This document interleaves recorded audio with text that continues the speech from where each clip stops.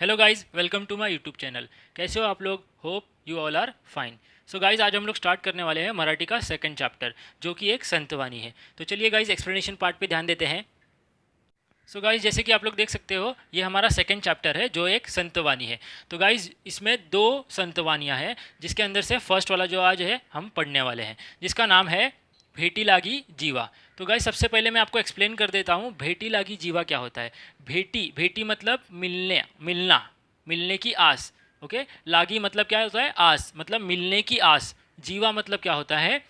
हमारे जीवन को, मतलब हमारे दिल को। ओके, जैसे कि मिलने की आस लग चुकी है हमारे दिल को। ओके, तो यहाँ पे ये जो संतवानी है, ये किसने लिखी है? तो आप लोग यहाँ पे पिंक बॉक्स में देख सकते हो, संत तुकाराम। संत तुकाराम ये बहुत ही बड़े संत थे, आपको सबको पता है, हम लोग ये सब पढ़ चुके हैं, राइट।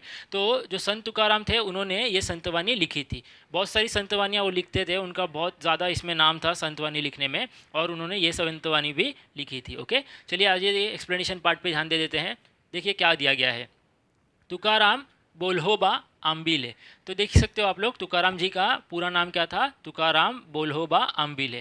तो इनको मोरे भी बुलाया जाता था। ओके, चलिए आगे देख लेते हैं। 1608 ते 1650। 1608 मतलब 1608 से लेके 1650 तक ये अर्थ के ऊपर थे। मतलब ऐसा माना जाता है, मतलब ऐसी माइथोलॉजिकल बातें हैं कि ये एक फर्स्ट, मतलब अर्थ के पहले पर्सन है जो अपनी शरीर के साथ स्वर्ग गए थे। जैसे कि आपको पता है, स्वर्ग जाते हैं तो फिर सिर्फ और सिर्फ सोल जाती है, मतलब आत्मा जाती है, बॉडी नहीं जाती है। लेकिन इनका ऐसा, मतलब ऐसा माइथोलॉजिकल स्टोरीज है कि ये अपने शरीर के साथ स्वर्ग गए थे, भगवान विट्ठल इनको खुद लेके गए थे। ओके, तो जैसे कि आप लोग ने देख लिया, इनका बर्थ हुआ था 1608 में और इनकी डेथ हुई थी, मतलब ये अपने शरीर के साथ स्वर्ग कब गए थे? 1650 में, 1650 में। चलिए आगे देख लेते हैं, एक्सप्लेनेशन पार्ट पे क्या दिया गया है, मैं आपको पूरी तरह से एक्सप्लेन कर देता हूँ। व्यवहार आणि अध्यात्म। व्यवहार का मतलब क्या होता है? बिहेवियर।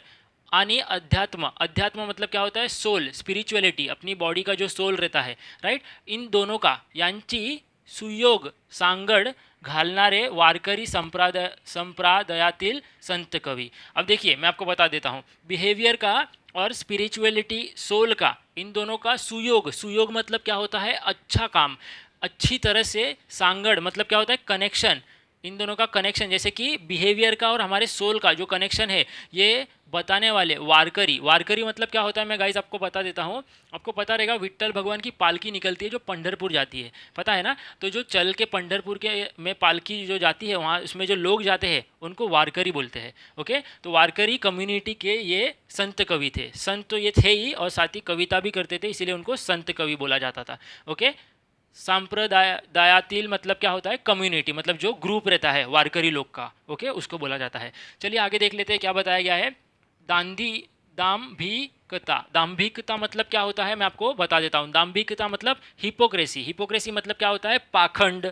आपको एक्सप्लेन करता हूँ पूरी तरह से। ओके, पाखंड हो गया, दाम्भिकता मतलब पाखंड, हिंदी में जिसको बोला जाता है। दैववाद। दैववाद मतलब क्या होता है? भगवान के अंदर विश्वास रखना, भगवान है ये चीज़ का विश्वास रखना। अहंकारी वृत्ति। अहंकारी वृत्ति मतलब ईगोइस्टिक, मतलब जो पर्सन अहंकार में रहता है, ईगो में रहता है वो। और साथ में ही क्या लिया गया है लास्ट वाला?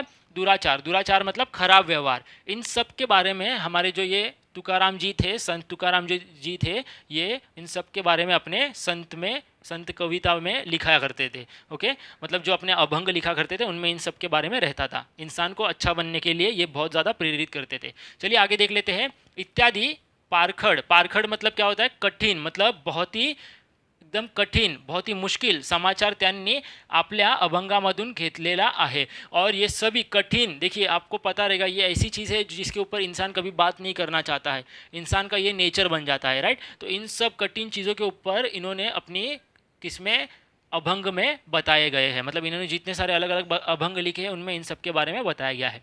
आगे देख लेते हैं क्या बताया गया है। प्रेम, नैतिकता। नैतिकता मतलब एथिकनेस। एथिक्स मतलब इंसान का भी कुछ मॉरल वैल्यूज़ रहता है, राइट। आपको पता है मॉरल वैल्यूज़, इंसान जो है कभी झूठ नहीं बोलना चाहिए, खुद के मॉरल वैल्यूज़ रहते हैं, उनके बारे में नैतिकता मतलब एथिक्स होता है। प्रेम के बारे में।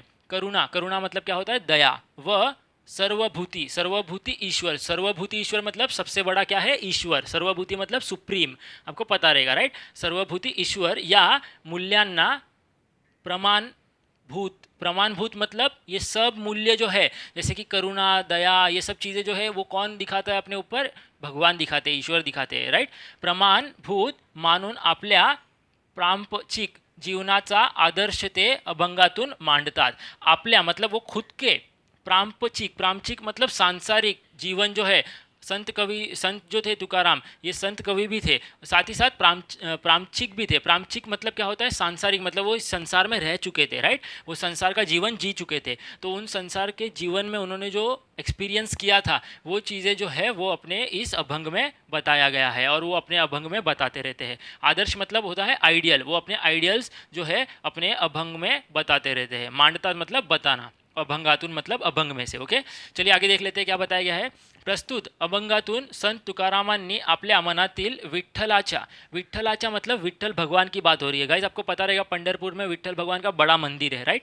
तो वो विठ्ठल भगवान को अपने मन की जो बातें हैं वो बताने के लिए विठ्ठलाच्या भेटीची, भेटीची मतलब विठ्ठल भगवान से मिलने की, ओढ, ओढ मतलब क्या होता है? ओढ मतलब होता है आस, इच्छा। ओके, तो ओढ, सामर्पक, सामर्पक मतलब रिलेवेंट, दृष्टांतातून, दृष्टांतातून मतलब एक विजन से, मतलब खुद का एक विजन, हर एक का नज़रिया अलग रहता है किसी भी चीज़ को देखने का, समझने का, राइट। तो खुद के विजन से मतलब खुद के दृष्टांतातून व्यक्त केला आहे। उन्होंने अपने विजन से अपनी जो भक्ति है भगवान के लिए, विठ्ठल भगवान के लिए, वो बताई है। ओके गाइज, मैं आपको पिक्चर्स दिखा देता हूँ, देख लीजिए।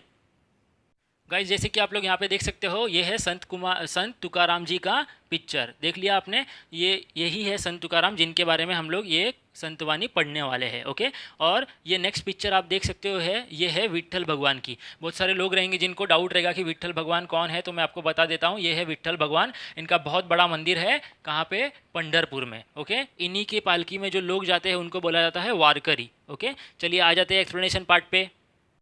सो गाइज़, मैं एक एक करके ये पूरी लाइंस जो है एक्सप्लेन करूँगा, आप लोग प्लीज़ अच्छे से सुनिएगा, और मैं इनके मीनिंग्स भी बताऊँगा। ओके, चलिए ध्यान देते हैं।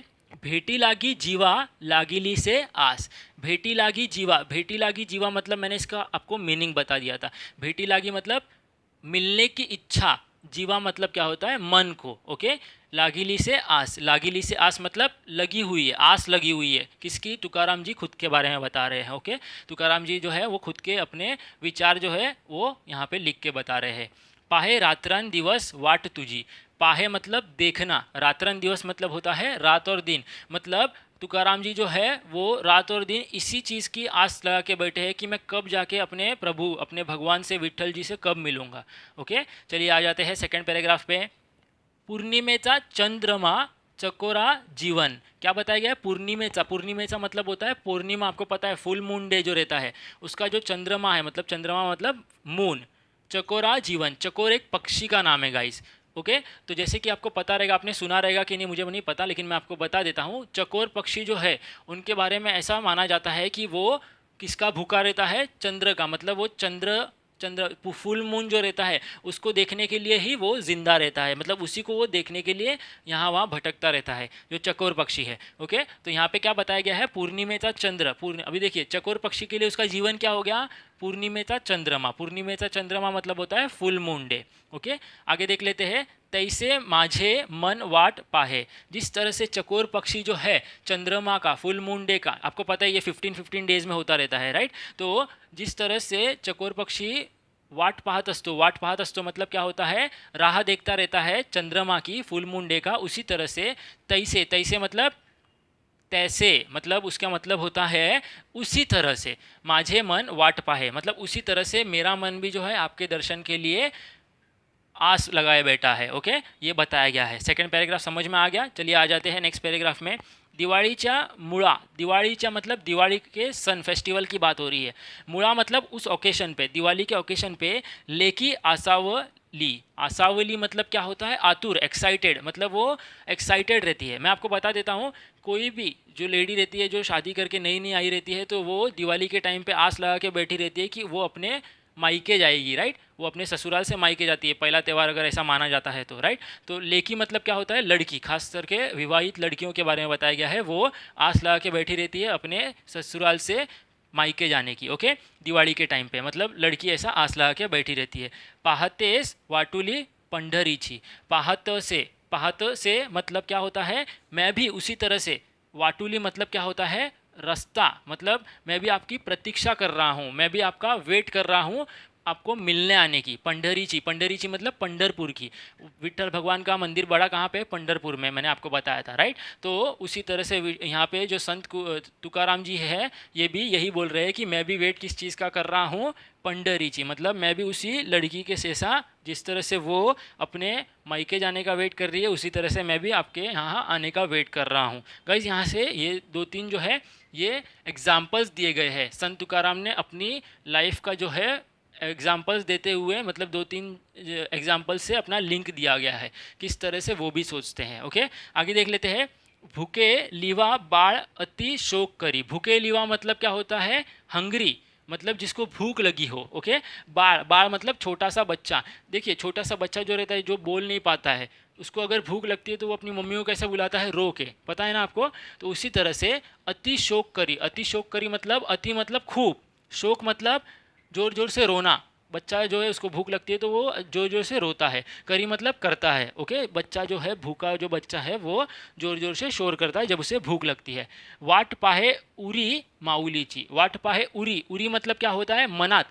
जिस तरह से आपको छोटा बच्चा पता है वो अपने मुंह से बोल नहीं पाता, तो वो रो रो के अपनी मम्मी को एहसास दिलाता है कि मुझे भूख लगी है, राइट। तो उसी तरह से तुकाराम जी भी यही बोल रहे हैं कि मैं भी अपने मन में माऊलीची, माऊली मतलब मदर को भी बोला जाता है, और साथ ही साथ पंढरपुर में जो विट्ठल भगवान है उनके साथ में जो देवी खड़ी रहती है उनको भी, उनको रखुमाई बोला जाता है, लेकिन माऊली मदर को बोला जाता है। ओके, तो यहाँ पे एग्जाम्पल देके बताया गया है, संत तुकाराम ने बताया है कि जिस तरह से बच्चा जो है अपनी माँ को बुलाता है रोते हुए, उसी तरह से मैं भी मेरे मन में आपको बुला रहा हूँ। ओके, बच्चा भी जो है मन में, उसके मन में यही बात रहती है कि मम्मी मुझे भूख लगी है, राइट। माऊलीची मतलब मम्मी की हो गया। आगे देख लेते हैं। तुका मने मज लागेली से भूख। तो उसी तरह से तुकाराम भी बोल रहे हैं, जिस तरह से बच्चे को भूख लगती है तो बच्चा कैसे रो के अपनी मम्मी को बुलाता है, उसी तरह से तुकाराम जी भी बोल रहे हैं कि मज, मज मतलब मला, मुझे, लागेली से भूख, भूख लगी है मुझे भी। धावुनी श्रीमुख दावी देवा। धावुनी मतलब दौड़ के, श्रीमुख मतलब क्या होता है? भगवान का फेस। ओके, भगवताचे मुख, गॉड्स फेस। दावी, दावी मतलब दाखवा, मतलब ऐसा बोला गया है कि भगवान जी, विट्ठल भगवान जी को बोला गया है कि आप भी दौड़ के अपना श्रीमुख मतलब आपका जो देवतीय मुख है, चेहरा है, वो दिखा दीजिए। दावी देवा, दावी मतलब दिखाओ, देवा मतलब भगवान जी। ओके, सो गाइज़ आपको अगर वीडियो समझ में आ गई है तो बहुत अच्छी बात है। ये संतवाणी है गाइज़, इसको 1-2 बार और देख लीजिए, आपके लिए अच्छा होगा, आप और अच्छी तरह से समझ जाओगे। इफ़ अगर फिर भी आपको कोई डाउट है तो आप मुझे कमेंट सेक्शन में पूछ सकते हो।